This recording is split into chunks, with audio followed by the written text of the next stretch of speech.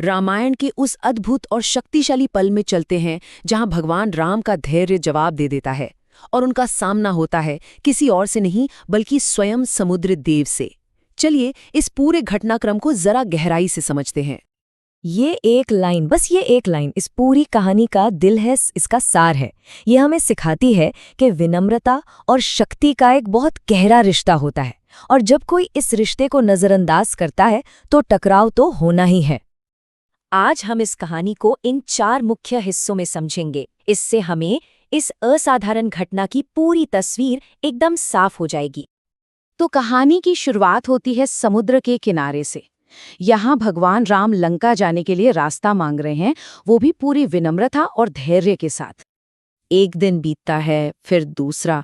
राम की प्रार्थना लगातार जारी है, लेकिन जवाब में क्या मिलता है? सिर्फ लहरों का शोर। समुद्र की ये चुप्पी अब अपमान जैसी लगने लगी थी।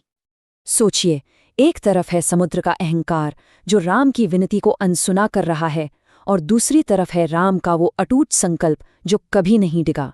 अब यही 2 बड़ी शक्तियां आपस में टकराने वाली हैं, जो कहानी को एक नए मोड़ पर ले जाएंगी। और अब हम आते हैं कहानी के उस मोड़ पर जहां धैर्य का बांध टूट जाता है और इस अपमान के जवाब में राम की दिव्य शक्ति जागने लगती है।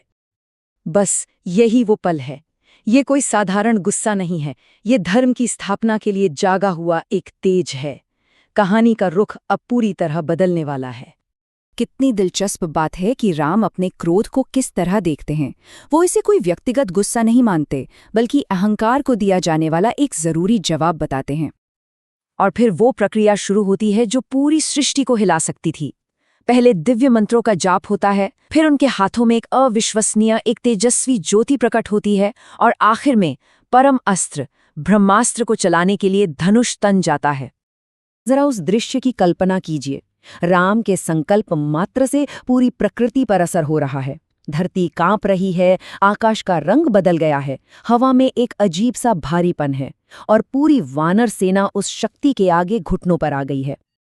अब कहानी एक ऐसे मोड़ पर आ चुकी है जहां सब कुछ दांव पर लगा है।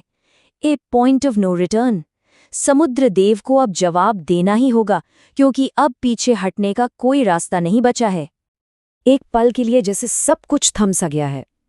अगर ये अस्त्र चल गया तो प्रलय निश्चित है। पूरी सृष्टि की नजरें इसी एक सवाल पर टिकी हैं। और उसी चरम तनाव के बीच समुद्र की गहराइयों से एक तेज रोशनी निकलती है, और स्वयं समुद्र देव प्रकट होते हैं। उनका शरीर डर से कांप रहा है, और वो हाथ जोड़े राम की शक्ति के सामने पूरी तरह नतमस्तक हैं। समुद्र देव के ये शब्द ये पूरी तरह से दिखाते हैं कि शक्ति का संतुलन अब कैसे बदल चुका है। वो अपनी गलती मानते हैं और राम की परम शक्ति को पहचानते हैं। यहाँ सबसे जरूरी बात यह है कि विनाश को टाल दिया जाता है। देखिए, ये अहंकार की लड़ाई नहीं थी, ये तो एक समाधान की खोज थी। राम ने रास्ता मांगा और समुद्र देव ने सम्मान के साथ एक उपाय बताया।